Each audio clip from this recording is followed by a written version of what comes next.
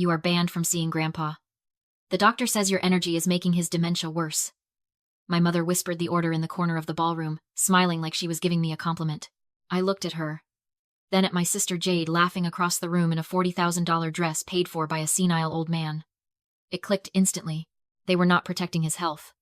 They were hiding his symptoms from the only person in the room who knows what a drug overdose actually looks like. I forced my pulse to slow down. I nodded, turned, and walked out without a word. But my hand was already in my pocket, gripping the heavy brass house key they thought I lost 3 years ago. I drove around the block once, killed the headlights, and parked 3 houses down. My mother thought dismissing me was the end of the conversation. She forgot that I have spent the last 7 years working night shifts in an I.C.U. I know how to wait in the dark until the patient is vulnerable. I watched the house from my dashboard. Through the bay windows, I saw the silhouettes of the rehearsal dinner guests raising their glasses. The toasts had started. Perfect. While everyone was focused on the bride, nobody was watching the perimeter. I slipped through the side gate, the wet grass silencing my footsteps. The heavy brass key slid into the mudroom lock with a soft click. I stepped inside and closed the door just as the applause erupted in the other room. The house smelled like expensive catering and old dust. I moved toward the hallway, keeping to the shadows of the floorboards I knew did not creak. Footsteps clicked on the hardwood, fast, impatient. I stepped backward into the coat closet and pulled the door shut until only a sliver of light remained. Through the crack, I saw my sister, Jade. She was pacing, typing furiously on her phone, her other hand adjusting a diamond earring that cost more than my car. No. Tell the florist lilies are non-negotiable, she hissed into the phone. I don't care if they are out of season. Fix it. She walked past me, leaving a trail of Chanel No. 5 that made my eyes water. She was planning a pageant while our grandfather rotted in the back room. When the bathroom door clicked shut, I moved. Grandpa Henry's door was at the end of the hall, closed like a tomb. I turned the handle and slipped inside. The smell hit me instantly. Stale air, unwashed sheets, and the cloying, artificial scent of lavender air freshener sprayed too heavily to cover the odor of neglect. Henry was a lump under the quilt. I approached the bed and placed 2 fingers on his wrist. His skin was paper-thin and cold. Pulse 48. Respirations shallow, 8 breaths a minute. I lifted his eyelid. The pupil was sluggish, barely reacting to the ambient light. This was not dementia. Dementia is a slow erosion. This was a chemical shutdown. The memory hit me like a physical blow. 2 weeks ago, I had watched Rebecca feed him breakfast. She sat on the edge of this same bed, smiling that beatific, martyr smile she saves for audiences. Open wide, Dad, she had cooed, spooning oatmeal into his mouth. I watched her crush 2 white pills into the bowl beforehand. When the neighbor, Mrs. Gable, stopped by later, Rebecca wiped a fake tear and sighed. It is so hard watching him fade. He is just gone. Mrs. Gable had patted her hand, calling her a saint. I had suspected then, but now, with his pulse thready under my fingers, I knew. She was not caring for a dying man. She was manufacturing one. I moved to the vanity table Rebecca had set up in the corner. It was cluttered with natural remedies, her way of avoiding a paper trail of prescriptions. I picked up a bottle labeled Cognitive Support. Herbal Blend. I shook it. The rattle was wrong. Too sharp. I unscrewed the cap and dumped a few pills into my palm. They were not brown herbal capsules. They were small, white, round tablets, with a distinct score line down the middle. I brought one to my nose. It did not smell like earth or roots. It smelled like chalk and binding agents. I recognized the shape instantly from the pharmacy card at work. Lorazepam. High dose. A benzodiazepine that, when given to the elderly in this quantity, mimics late-stage cognitive failure perfectly. They were not just stealing his money. They were stealing his mind to do it. I poured the pills back into the bottle and placed it exactly where I found it. My hand was steady, but my blood was freezing over. I took one photo of the bottle, one photo of the patient monitor I had brought from my bag showing his vitals, and slipped out the way I came.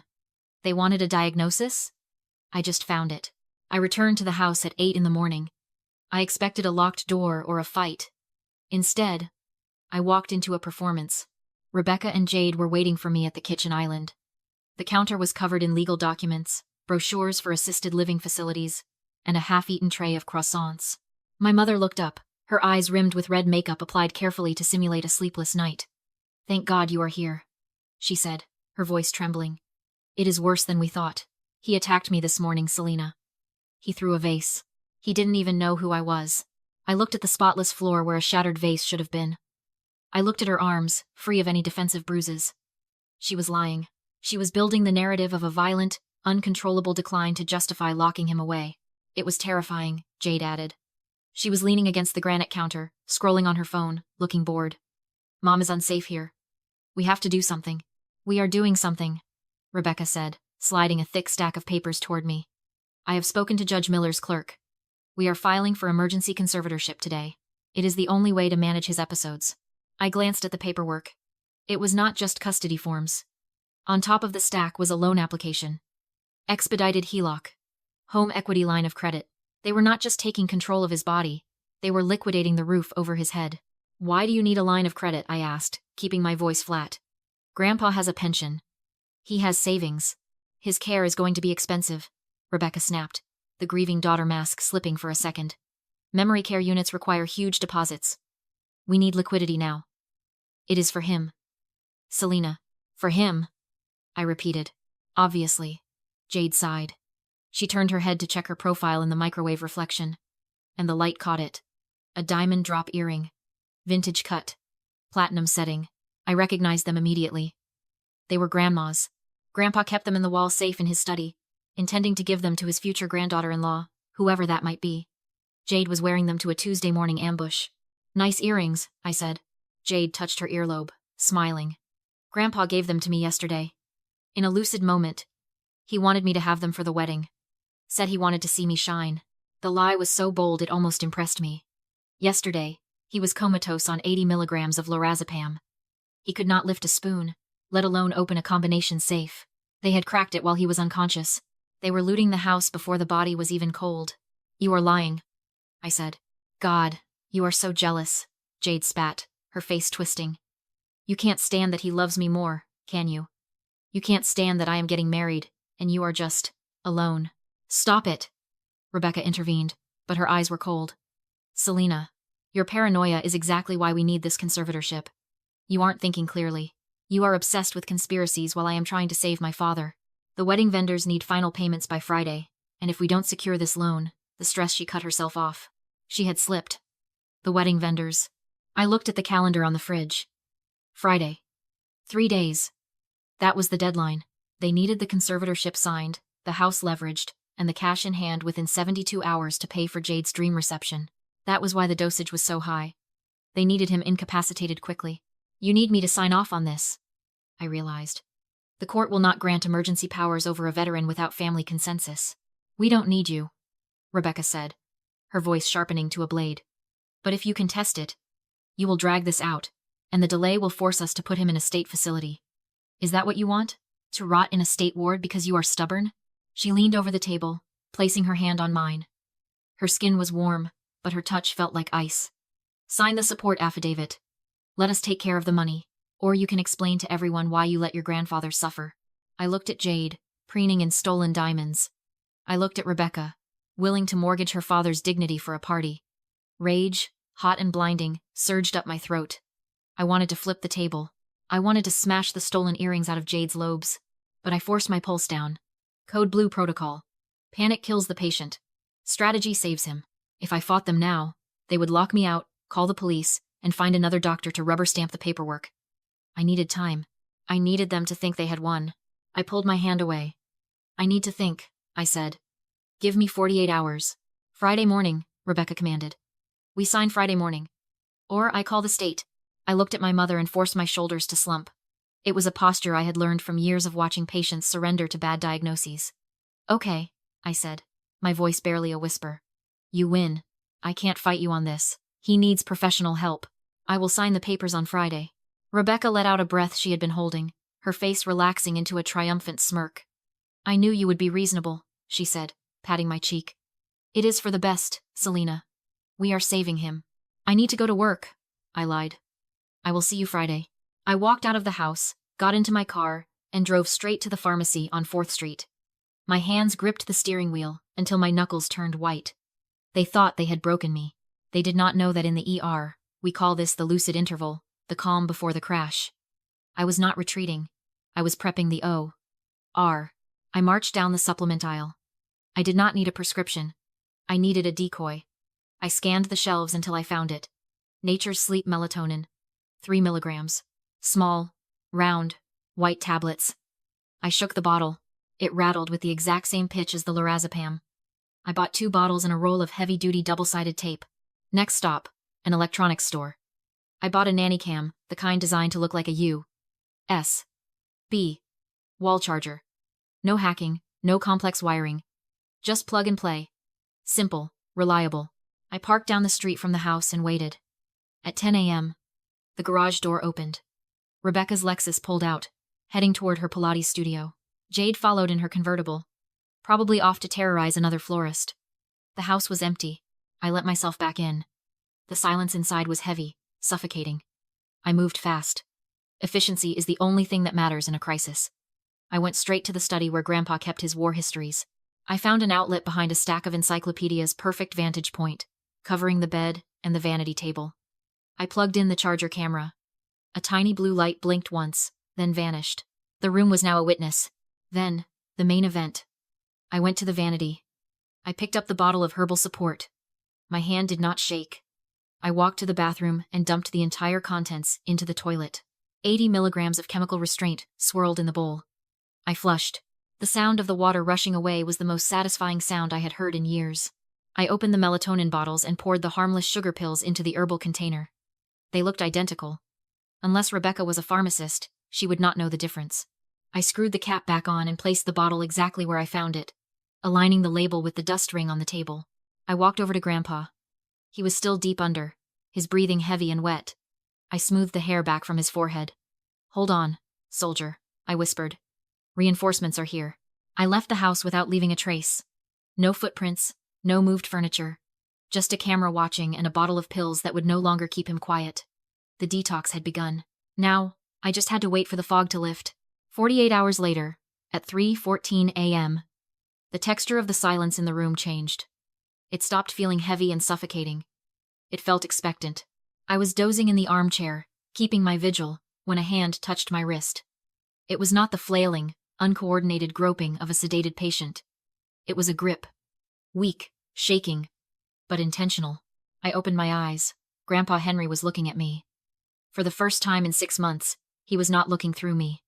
He was looking at me. The glazed, milky film was gone from his irises. His pupils were small, sharp, and reactive to the dim lamplight. The melatonin had done its job. The chemical fog had burned off, leaving the man underneath exposed and raw. "Selena?" he rasped. His voice sounded like grinding stones. I grabbed the cup of water and held the straw to his lips. He drank greedily, coughing once, then leaned back against the pillows. He looked around the room at the vanity, the locked door, the shadows. Then he looked back at me, and the intelligence in his eyes broke my heart. "Why is the door locked?" he asked. "Because we are at war, Grandpa," I whispered. He studied my face. He is a veteran of 2 foreign conflicts. He knows what a perimeter breach looks like. "The oatmeal," he said. It was not a question. It tasted bitter. Every morning. Then, nothing. Just dark. "She was drugging you," I said. I did not sugarcoat it. "You do not lie to a soldier. Rebecca. She has been crushing lorazepam into your food. 80 milligrams a day. Enough to knock out a horse. She wanted everyone to think you had dementia." The silence that followed was heavy enough to crush bones. This is the part of the story nobody talks about. The moment the victim realizes the weapon was held by someone they carried on their shoulders. As a child, Henry stared at the ceiling. A single tear leaked from the corner of his eye and tracked into his ear. He did not wipe it away. "My own daughter," he whispered. "For money?" "For Jade's wedding," I said. "They are filing for conservatorship tomorrow. They want to liquidate the house." He closed his eyes. His chest heaved, a ragged intake of breath that sounded like a sob. But when he opened his eyes again, the grief was gone. In its place was something cold and hard. Iron. The man who had survived jungles and mortars was back. "She thinks I am gone," he said. "She thinks you are a vegetable," I confirmed. "And tomorrow morning, a court evaluator is coming here to prove it. If you pass that test, they lose. But if they know you are awake before the evaluator gets here, they will cancel. They will find another way." He turned his head and looked at the vanity table where the swapped pills sat. He looked at the nanny cam blinking silently in the bookshelf. He understood the mission without me having to explain it. "I have to play dead," he said. "One more day," I pleaded, squeezing his hand. "You have to let them think they have won. You have to let Rebecca talk over you. You have to let Jade ignore you. You have to lie there and take it until the evaluator is standing right beside you.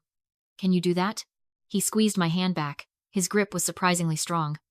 I once lay in a muddy trench for 3 days waiting for a sniper to show his position, he said. His voice was dry, brittle, and absolutely lethal. I can wait for my daughter to show hers.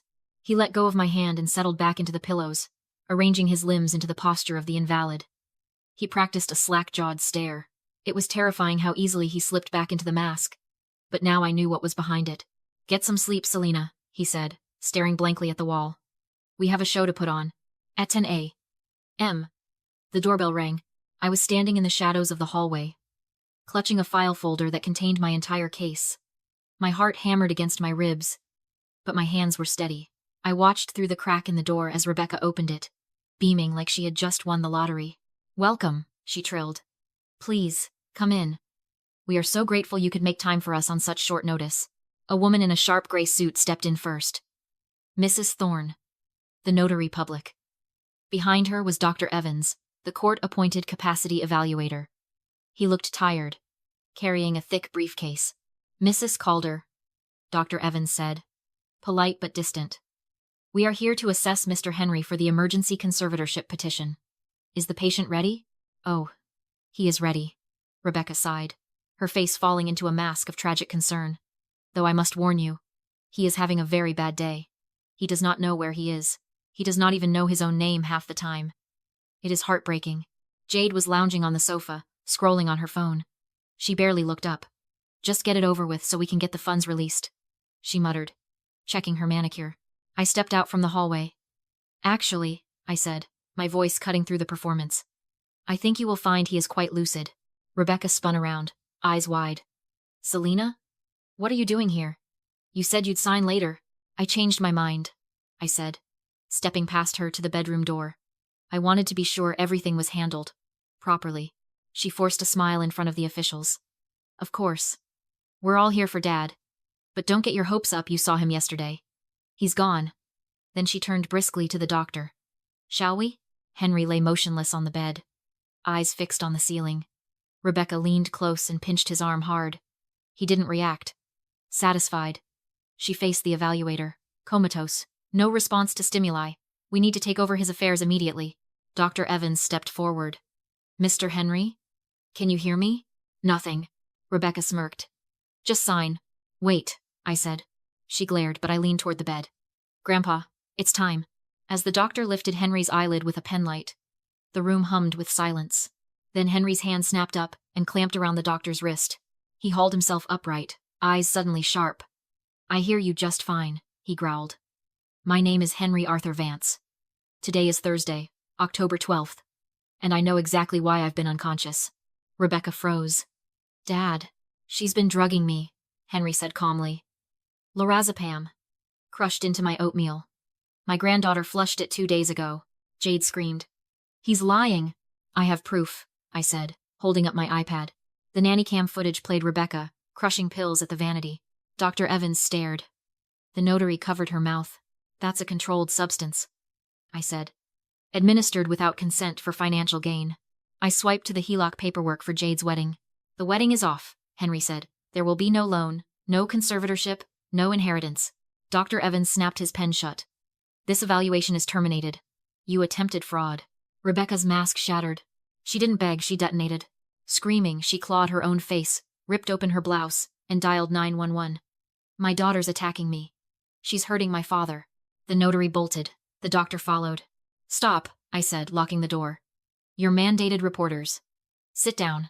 Dr. Evans hesitated, then called authorities himself. Rebecca hissed at me. It's your word against mine. I raised my phone. Actually, I'm live streaming this. My lawyer already has the footage. Her phone slipped from her hand. 4 minutes later, police arrived. My mother was cuffed. Jade collapsed, crying over her canceled wedding. 3 weeks have passed. Jade fled out of state. Rebecca waits for trial in a motel. The neighborhood stopped calling her a saint. Henry sits on the porch now, steady and clear-eyed. You saved my life, he told me. I just did my job. No, he said. You had the courage to cut out the rot. I left for work without taking a dime. Integrity isn't peacekeeping. Sometimes love is a warm meal. Sometimes it's a locked door. A hidden camera. And the nerve to call poison by its real name. Don't let them rewrite your reality. Trust your gut. And when the truth shows itself, don't look away.